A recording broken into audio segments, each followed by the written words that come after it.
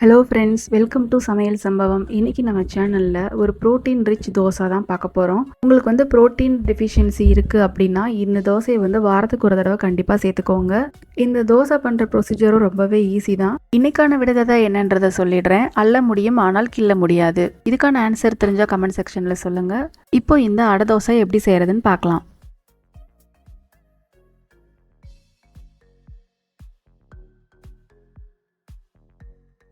அதுக்கு முன்னாடி நம்ம சேனலை சப்ஸ்கிரைப் பண்ணலன்னா சப்ஸ்கிரைப் பண்ணிக்கோங்க. கூடவே இருக்க பெல் ஐக்கானையும் கிளிக் பண்ணிக்கோங்க.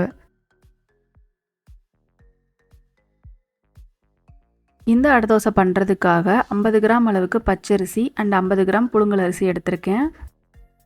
50 கிராம் அளவு கருப்பு சுண்டல், அதே அளவுக்கு பாசிப்பயிறு, அது கூட 25 கிராம் அளவுக்கு காஞ்ச பட்டாணி, 1 டேபிள் ஸ்பூன் அளவுக்கு சோயாபீன்ஸ், 1 டேபிள் ஸ்பூன் அளவுக்கு வெள்ளை சோயாபீன்ஸ், அது கூட 1 டேபிள் ஸ்பூன் துவரம்பருப்பு, 25 கிராம் அளவுக்கு வெள்ளை சுண்டல், அது கூட 25 கிராம் கொள்ளு பருப்பு. இப்போ நம்ம எடுத்து வச்சிருக்கிற எல்லா பருப்பையும் உள்ளே சேர்த்துக்கலாம். அரிசியை தவிர எல்லா பயிர் ஐட்டங்களும் உள்ளே சேர்த்துக்கோங்க.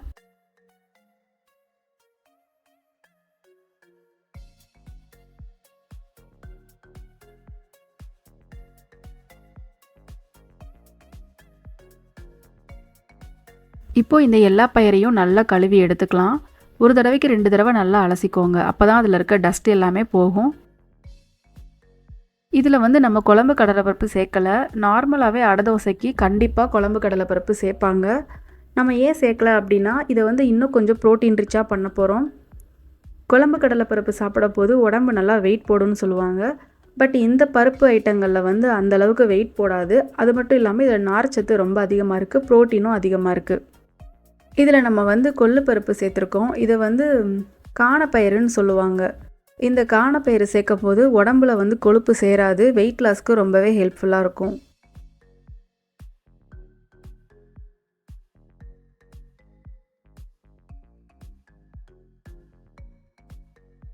இப்போ நல்லா கழுவி எடுத்தாச்சு. இதை வந்து ஒரு 8 மணி நேரம் ஊற வச்சுக்கலாம். அடுத்ததாக அரிசியையும் நல்லா கழுவி எடுத்துக்கலாம்.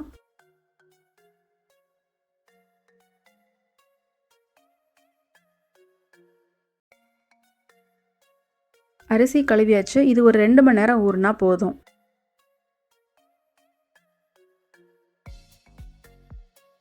இப்போ பாருங்கள், அரிசி நல்லா ஊறிடுச்சு 2 மணி நேரம். அது நல்லா வடித்து எடுத்துட்டேன். அடுத்து நம்ம வாஷ் பண்ணி தானே அந்த பயிர் ஐட்டங்கள்லாம் ஊற வச்சுருக்கோம். அதனால் தண்ணியை வந்து ரிமூவ் பண்ணணும் அவசியம் இல்லை. அதில் தான் எல்லா சத்தும் இருக்கும். இப்போ ஒரு மிக்ஸி ஜாரில் ஊற வச்ச அரிசியை உள்ளே சேர்த்துக்கிறேன். அது கூட 1/2 டேபிள் ஸ்பூன் அளவுக்கு சோம்பு, 4 துண்டு இஞ்சி, காரத்துக்காக 3 மிளகாய், இதை வந்து நல்லா அரைச்சி எடுத்துக்கலாம். இந்த மாதிரி கொஞ்சம் கொரப்பாக அரைச்சி எடுத்திருக்கேன். இப்போ நம்ம ஊற வச்ச பயிர் இருக்குல்ல, அந்த ஐட்டங்களையும் உள்ளே போட்டு நல்லா அரைச்சி எடுத்துக்கலாம்.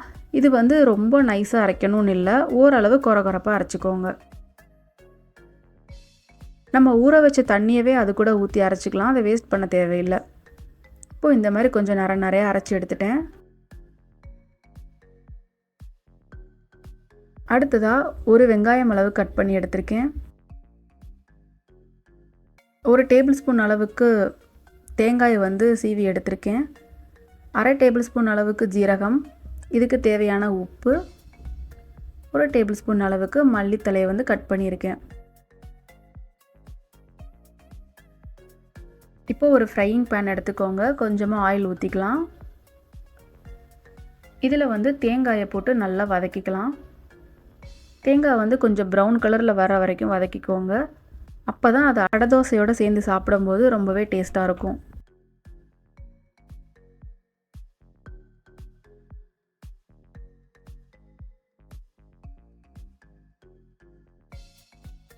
இப்போது தேங்காய் ஓரளவு நல்லா வதங்கிருச்சு.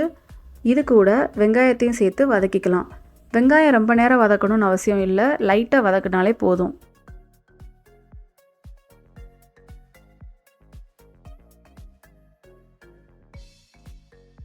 இப்போது வெங்காயம் ஓரளவு வதங்கிருச்சு.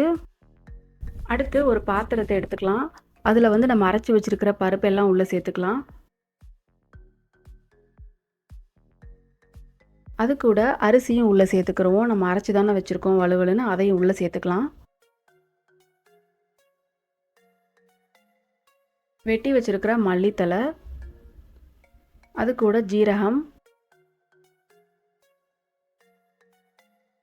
இது கூட நம்ம வதக்கி வச்சுருக்கோம்ல வெங்காயம் அண்டு தேங்காய், அதையும் உள்ளே சேர்த்துக்கலாம்.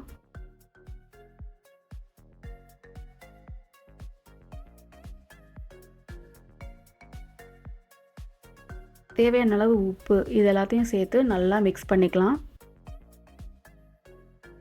இந்த வெங்காயம் அண்ட் தேங்காய் வந்து நம்மளோட டேஸ்ட்டுக்காக தான் சேர்க்குறோம். உங்களுக்கு ஒரு வேளை அந்த தேங்காய் இதெல்லாம் பிடிக்கலை அப்படின்னா நீங்கள் ஸ்கிப் பண்ணிக்கலாம்.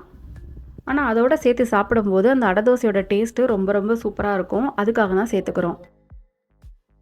உப்பு நல்லா கரையிற அளவுக்கு நல்லா மிக்ஸ் பண்ணிக்கோங்க. இப்போது அடை தோசை மாவு ரெடியாக இருக்குது. மாவு பார்த்திங்கன்னா இந்தளவு கெட்டியாக இருக்குது. உங்களுக்கு ரொம்ப கிறிஸ்பியாக வேணும்னா இதுவே யூஸ் பண்ணிக்கலாம். கொஞ்சம் சாஃப்டாக வேணும்னா கொஞ்சமாக தண்ணி ஊற்றி மிக்ஸ் பண்ணிக்கோங்க.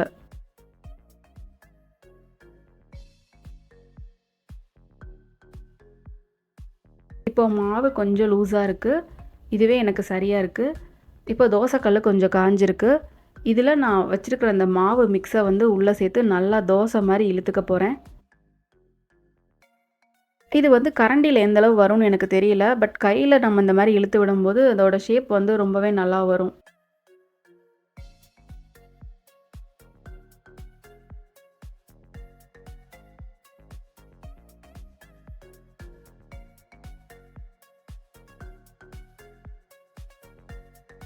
இதில் கொஞ்சமாக நல்லெண்ணெய் ஸ்ப்ரெட் பண்ணிக்கலாம். ஒரு சைடு நல்லா வெந்துருச்சு. இன்னொரு சைடும் திருப்பி போட்டு வேக வச்சுக்க போகிறேன். இது வந்து ஒரு மீடியம் ஃப்ளேம்லேயே வச்சுக்கோங்க. அப்போ தான் தோசை வந்து கருகாமல் நல்லா வேகும். இப்போ 2 சைடும் நல்லா வெந்துடுச்சு. இப்போது இதை நம்ம சர்வ் பண்ணிடலாம்.